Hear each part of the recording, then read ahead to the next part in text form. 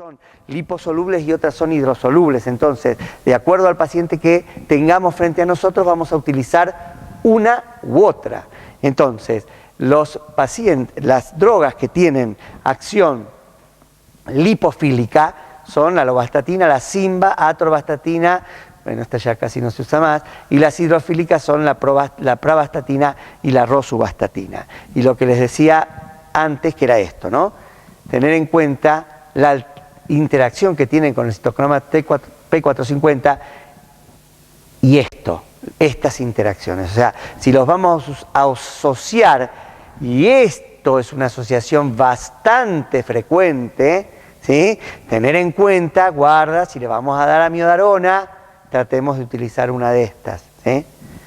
Pero también tener en cuenta esto, ¿no? O sea, bloqueantes cálcicos, el jugo de pomelo en realidad porque hacen que no se absorban, los imidazólicos muy importantes, la ciclosporina y también todos los antirretrovirales, que acá no están, pero no se olviden, si son pacientes llegaron a la ancianidad y son HIV y que se les da antirretrovirales, tener en cuenta que con esos tienen interacciones muy importantes. Y un ítem aparte es el genfibrosil. Acuérdense que se había sacado del mercado ¿cómo se llamaba? No, la que se había sacado del mercado fue una estatina, que era la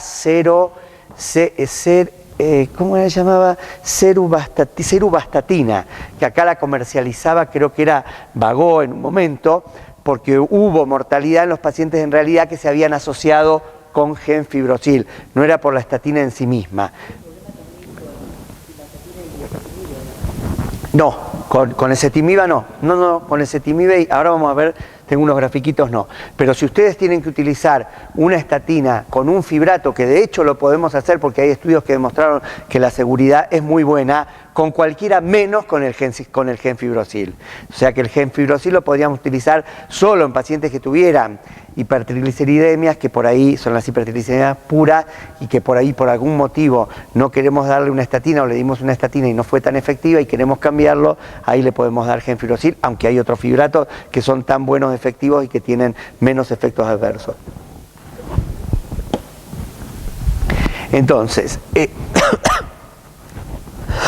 lo que les decía, acuérdense de la inhibición fuerte que tienen sobre los que actúan en el citocromo P450 3A4, donde además de todos los que vimos, los antirretrovirales, ¿sí? Y otras asociaciones que son menos importantes pero que también están. ¿Qué otras terapéuticas tenemos? El ezetimibe. ¿Sirve solo?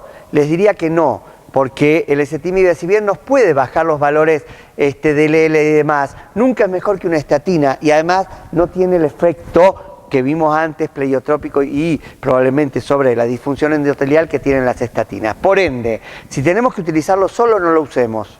Ese es el corolario de todo esto, y para hacerlo más o menos rápido. Pero sí podemos usarlo asociado con estatinas. ¿Por qué? Porque claramente nos mejora mucho lo que es la respuesta y el descenso del LDL. Fíjense cómo, ¿se acuerdan qué valor, cuánto bajaba la atorvastatina? La atorvastatina baja más o menos un 40% en promedio, lo vimos antes. Asociado con el ezetimibe se desciende entre un 50 y pico y un 60%. Entonces, si queremos potenciar, lo que tendríamos que hacer es asociar el ezetimibe a alguna de las estatinas. No hay mayores efectos adversos de la asociación de ezetimibe y estatinas.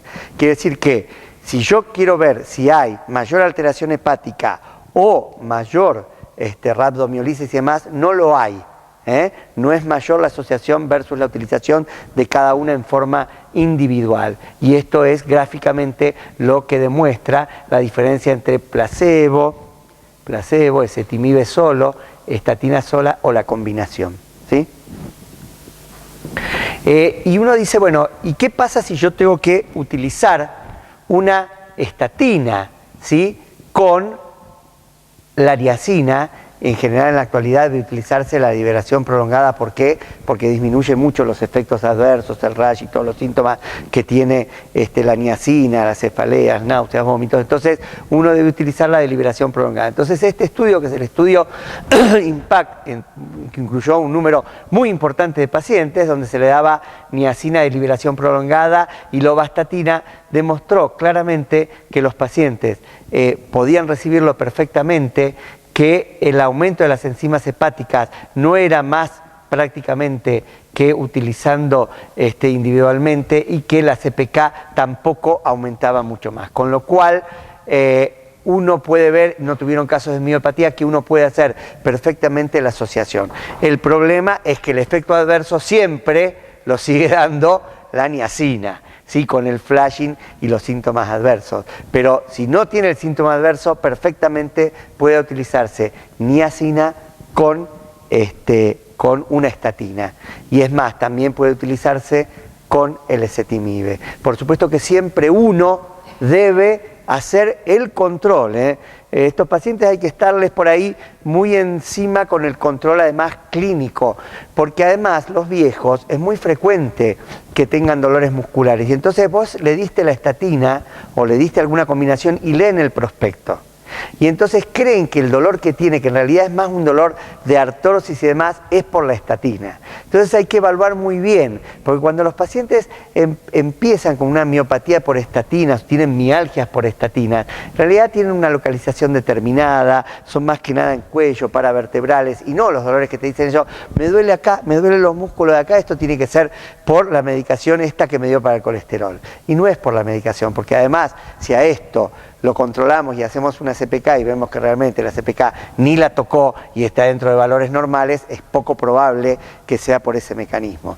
De cualquier manera, a veces uno tiene que charlar con los pacientes, decir, explicarle que no es, o que le descendemos la dosis, y a veces uno le desciende la dosis a la mitad y los pacientes dicen que están mejor, y después uno le vuelve a dar la dosis habitual, o uno se lo suspende transitoriamente un tiempo y después volvemos a darle la dosis, porque los que tienen indicación precisa de recibirlo tienen que recibir la estatina.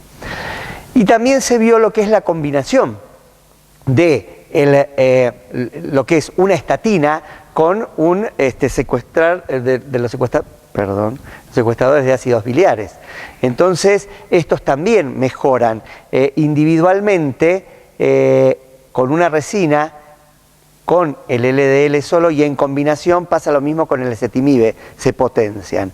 Esto nosotros no usamos, en la Argentina no se usa mucho, no, para nada las resinas, no somos de usarlas, pero en otros países donde sí las usan, les da muy buenos resultados. Lo mismo pasa con el HDL. El hecho de utilizarlo en asociación mejora mucho el aumento del HDL. Esto. Aquí quería mostrarles claramente que, acá está, que las estatinas son la droga de elección, porque son las que más producen descenso del LDL. Entonces, estas son las drogas que por el LDL deberían utilizarse, y nos dan el plus de que actúan también probablemente sobre disfunción endotelial y un efecto pleiotrópico. Por eso siguen siendo, o son mejor dicho, las drogas de elección. Tengamos en cuenta que podemos utilizar todas estas otras, ¿sí?, asociadas generalmente